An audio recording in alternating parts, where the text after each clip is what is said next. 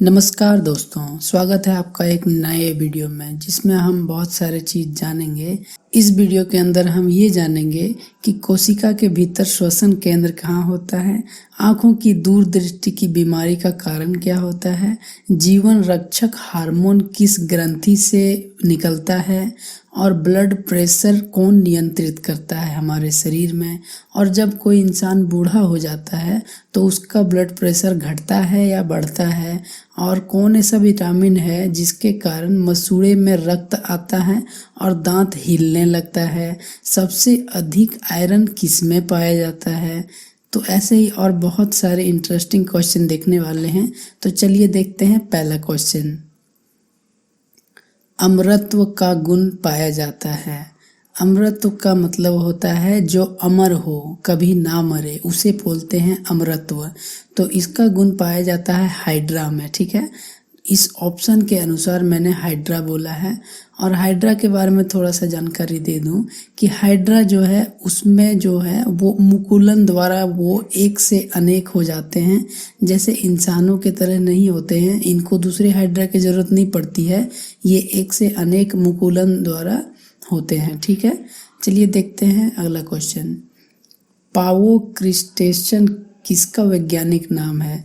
तो इसका आंसर है मोर। इसको बोलते हैं पावो क्रिस्टेंसन। ठीक है, अब मोर के बारे में जान लेते हैं। ये जो ऊपर में फोटो दिखाया गया है वो मोर है, नीचे में दिखाया गया वो मोरनी है।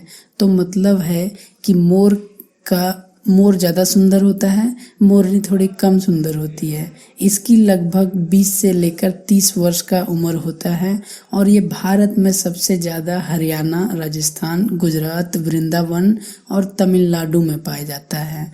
चलिए बढ़ते हैं अगले क्वेश्चन की ओर। वह पक्षी जो अपने शत्रु से बचाव के लिए अपना सिर रेत के अंदर कर लेता है। तो ऐसा कौन सा पक्षी है जो अपना सिर डर के कारण सैंड के अंदर छुपा लेता है? तो इसका आंसर है शुतुरमुर्ग। देखिए, जैसा कि पिक्चर में दिखाया गया है कि शुतुरमुर्ग को जब डर लगता है किसी चीज़ से तो वो अपना सिर को डाल लेता है रेत के अंदर, क्योंकि उसे लगता है कि उसे कोई देख नहीं पा रहा है। तो चलिए इसके बारे में और थोड़ा जानते हैं। देखिए, शुतुरमुर्ग का अंडा जो होता है वो नॉर्मल अंडे से लगभग 6 गुना ज़्यादा बड़ा होता है और इसका जो वजन होता है लगभग 1.5 किलो का होता है। और यही एक ऐसा पक्षी है जो दुनिया में सबसे बड़ा पक्षी है। भले ये उड़ ना पाता हो, लेकिन ये दुनिया का सबसे बड़ा पक्षी होता है जो कि अंडा देने वाला होता है। चलिए देखते हैं अगला क्वेश्चन। निम्न में से किस जंतु में आंसू ग्रंथि नहीं होती है? तो इसका मतलब है कि कौन से ऐसा जंतु है जिसमें कि आंसू नहीं निकलता है उसका। तो इसका आंसर है घड़ियाल। देखिए, घड़ियाल जो है इन 3 पिक्चर में से वो घड़ियाल मगरमच्छ जैसा दिखता है। तो देखिए, एक होता है एलिगेटर, एक होता है मगरमच्छ, तीसरा होता है घड़ियाल। तो देखिए, घड़ियाल का जो चोंच होता है वो सबसे लंबा होता है, उससे आप इसको पहचान सकते हैं। और आप जानते हैं कि आंसू कैसे निकलता है। तो देखिए, आंसू निकलने के लिए लैक्रिमल ग्लैंड से हमारा आंसू निकलता है। ठीक है, जो कि घड़ियाल में नहीं पाया जाता है। चलिए जानते हैं अगला क्वेश्चन।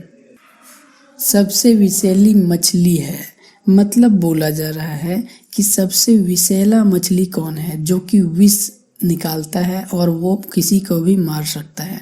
तो इसका आंसर है पाषाण मछली। ठीक है, पाषाण मछली देखिए जो दिख रहा है आपको फोटो में वही है। ये स्टोन फिश के नाम से भी जाना जाता है। ठीक है, और ये सिर्फ समुद्र में पाया जाता है। चलिए देखते हैं अगला क्वेश्चन। एथलीट फुट नामक बीमारी किससे उत्पन्न होती है?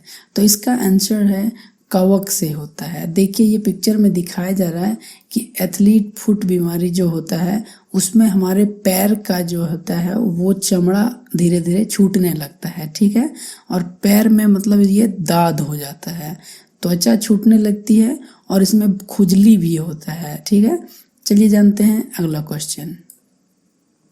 कोशिका के भीतर श्वसन का केंद्र होता है, मतलब ऐसा कौन सा केंद्र होता है कोशिका के अंदर जिसमें श्वसन का कार्य होता है। तो इसका आंसर है माइटोकॉन्ड्रिया। ठीक है, माइटोकॉन्ड्रिया देखिए पिक्चर में दिखाया गया है, जो रिक्तिका के जस्ट बगल में है। तो आप इसको देख के पहचान सकते हैं, और ये हमारे शरीर में होता है और इसमें श्वसन का कार्य होता है। चलिए जानते हैं अगला क्वेश्चन। आँखों की दूरदृष्टि की बीमारी किसके कारण होती है? तो इसका आंसर है नेत्र गोलक के छोटे होने से। तो इसका मतलब होता है कि ये जो होता है हमारा जो नॉर्मल आँख होता है, वो देखिए नॉर्मल विज़न, ये फोटो में जैसे दिखाया गया है, किसी वस्तु को हम देखते हैं तो देखिए नॉर्मल विज़न हमारे रेटिना पे डायरेक्ट उसका प्रतिबिंब दिखता है। लेकिन वो जब ये मायोपिया होता है बीमारी, तो उसमें क्या होता है कि रेटिना हम लोग का छोटा होने लगता है। ठीक है, तो रेटिना सिकुड़ के वो थोड़ा आगे आ जाता है हमारा।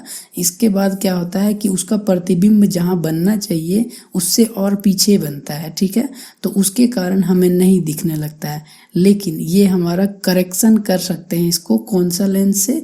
तो ये कॉनकेव लेंस से हम इसको ठीक कर सकते हैं, जो कि हमारा मायोपिया बीमारी को ठीक किया जाता है। ठीक है, अगला क्वेश्चन देखते हैं।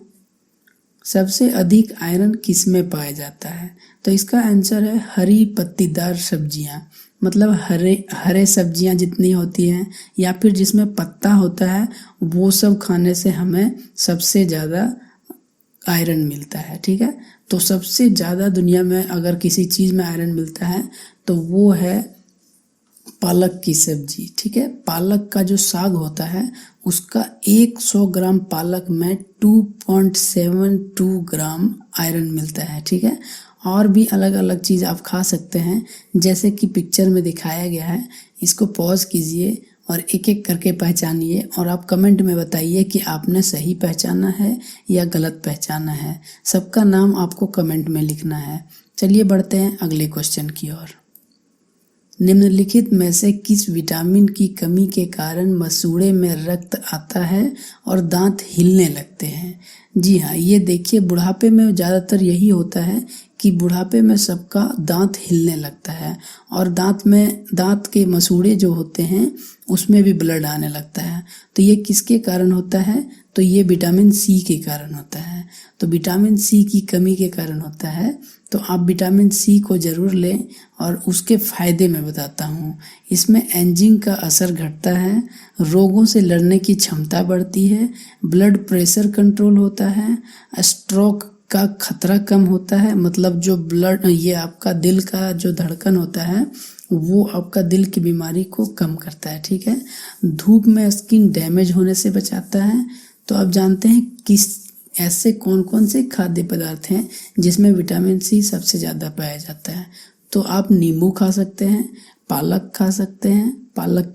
पालक ऐसे नहीं खा सकते हैं, आप पालक की सब्जी बना के खा सकते हैं, साग बना के खा सकते हैं, संतरा खा सकते हैं, कीवी, अमरूद, आंवला, अंगूर, सरसों का साग और केल ये भी खा सकते हैं। ठीक है, चलिए बढ़ते हैं अगले क्वेश्चन की ओर। जब एक व्यक्ति वृद्ध हो जाता है तो सामान्यतः उसका रक्त दाब घटता है, बदलता है, उतना ही रहता है या बढ़ जाता है? तो इसका आंसर है घट जाता है। ठीक है ना, जब कोई आदमी बूढ़ा हो जाता है तो उसका दिल भी बूढ़ा होता है। जैसे मान के चलिए एक इंजन है, ठीक है, डीजल इंजन है, तो वो चल रहा है, तो मैंने अभी आज खरीदा है तो आज तो वो ठीक चलेगा।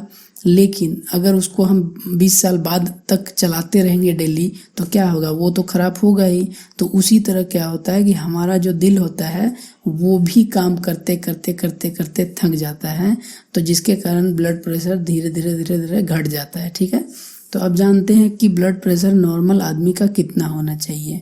तो देखिए नॉर्मल आदमी का जो होता है वो 80 से लेकर 120 तक होता है। ठीक है, और इसी बीच में अगर आपका ठीक है तो ठीक है, और नहीं तो आप डॉक्टर से संपर्क करें और अपना ब्लड प्रेशर को कंट्रोल करने का उपाय भी ढूंढें। ठीक है, चलिए बढ़ते हैं अगला क्वेश्चन की ओर। निम्नलिखित में से कौन सा एक हार्मोन है? तो इसका आंसर है इंसुलिन। जी हाँ, इंसुलिन एक हार्मोन है, और इसका अगर केमिकल फॉर्मूला का बात किया जाए तो वो 45 H69 O14 N11 S3H2O। ठीक है, इसका यही फॉर्मूला है, बहुत लंबा फॉर्मूला है, आप याद कीजिए, अगर क्वेश्चन में भी आ सकता है। तो देखिए, इंसुलिन एक प्रकार का हार्मोन है जिसका निर्माण अग्नाशय में होता है। ठीक है, मतलब ये अग्नाशय में होता है इसका निर्माण, और ये एक प्रकार का हार्मोन है। और डायबिटीज़ का कारण जो होता है ये इंसुलिन ही होता है। ठीक है, तो चलिए बढ़ते हैं अगला क्वेश्चन की ओर। रक्त दाब का नियंत्रण कौन करता है, मतलब ब्लड प्रेशर का नियंत्रण कौन करता है? तो इसका जो आंसर है वो है अधिवृक्क। ठीक है, अधिवृक्क को एडर्नल ग्लैंड भी कहते हैं। इसका इंग्लिश में नाम है एडर्नल ग्लैंड, जो कि हमारे किडनी के जस्ट ऊपर में पाया जाता है। ठीक है, और देखिए, अब फिर से मैं बता दूं कि जो हमारा अधिवृक्क को एडर्नल ग्लैंड कहते हैं और ये किडनी के ऊपर पाया जाता है। चलिए बढ़ते हैं अगला क्वेश्चन की ओर। जीवन रक्षक हार्मोन किस ग्रंथि से स्रावित होता है? तो इसका आंसर है एड्रिनल। ठीक है, एड्रिनल से दो प्रकार के हार्मोन रिलीज किए जाते हैं। जो पहला है वो है एल्डोस्टेरोल नामक हार्मोन, और दूसरा है एपिनेफ्रॉन नाम का हार्मोन। ठीक है, ये हार्मोन जो है वो जो हमारा हार्ट होता है उसको कंट्रोल करता है। ठीक है, चलिए बढ़ते हैं अगले क्वेश्चन की ओर।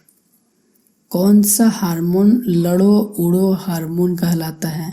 तो ये क्वेश्चन आपके लिए है, इसको कमेंट बॉक्स में देना है। इंसुलिन है एक प्रकार का, तो इसका भी आंसर आपको कमेंट में देना है। तीसरा क्वेश्चन है, निम्नलिखित में से कौन सा एक स्त्रीलिंग हार्मोन है जो सिर्फ स्त्री में पाया जाता है? तो ये तीन क्वेश्चन है जिसका आंसर आपको कमेंट बॉक्स में देना है। और आज के लिए बस इतना ही। अगर आपको वीडियो अच्छा लगे तो लाइक और शेयर कीजिए, और अगर आप हमारे साथ जुड़े रहना चाहते हैं तो सब्सक्राइब कीजिए और ज़्यादा से ज़्यादा शेयर कीजिए, सपोर्ट कीजिए। और चलिए आज के लिए इतना ही। जय हिंद।